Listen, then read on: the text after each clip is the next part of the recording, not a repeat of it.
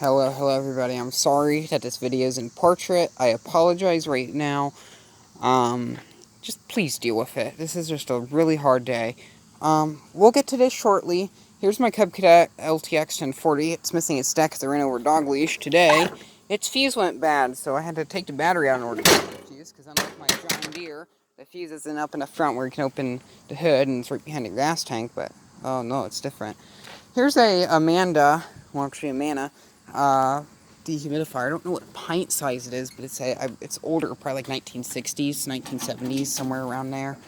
It's an older machine, making this probably like the oldest. This is outdated some of the fans I have, most of the vintage fans I have. But I was told it kept taking the circuit breaker. That's for something else. I don't know where the switch is. There's a thing here on the side for the bucket full sensing here. Pretty nice setup here. It's like a gravity setup. I found a date tag on it. It's a Tecumseh compressor.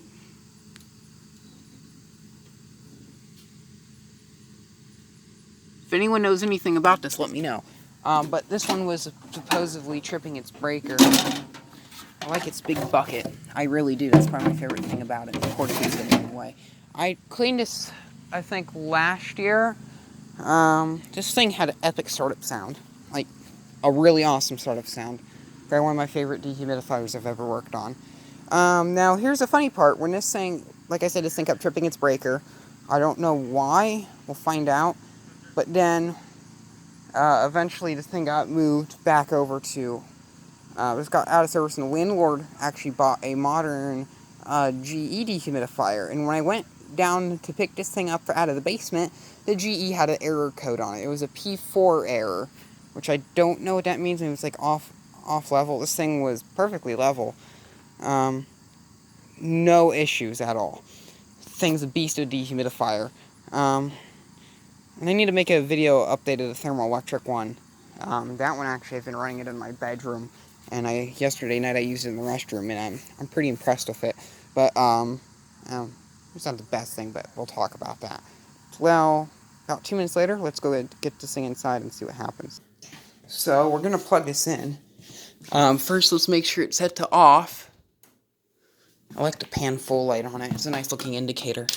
Now let's see if it trips the breaker if it turns on. Here we go.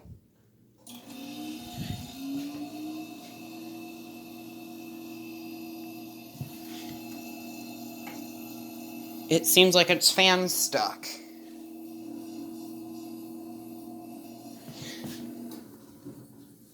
Seems I'm gonna have to get to its fan. This unit in particular, this thing was a pain to take apart. There's 2 screws, actually 4 screws here. This just removes this back cover grate, but doesn't really do that much. Coils are already ice cold, to be expected of a unit of this quality. So I believe its fan just got locked up. I'm guessing this thing's so old its compressor overload is bad. I want to test something else that's bucket full light. Let's plug this back in.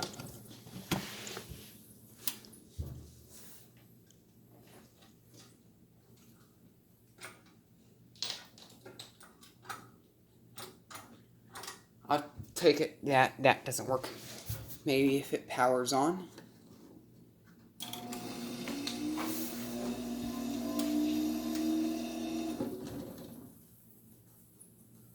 Yeah, it doesn't when it turns on.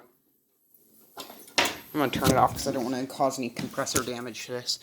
We're going to have to take this apart. I'll probably make a different video.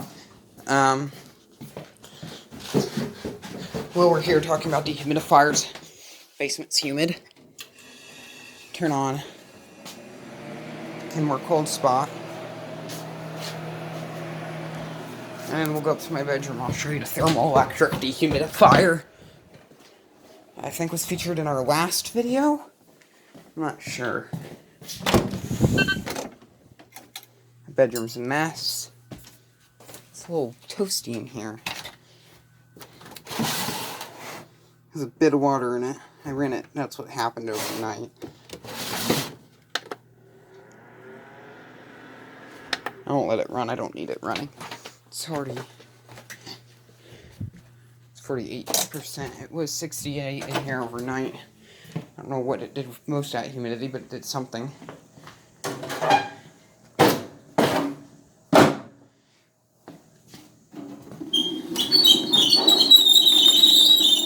That's ear piercing. I'm just gonna lift it up.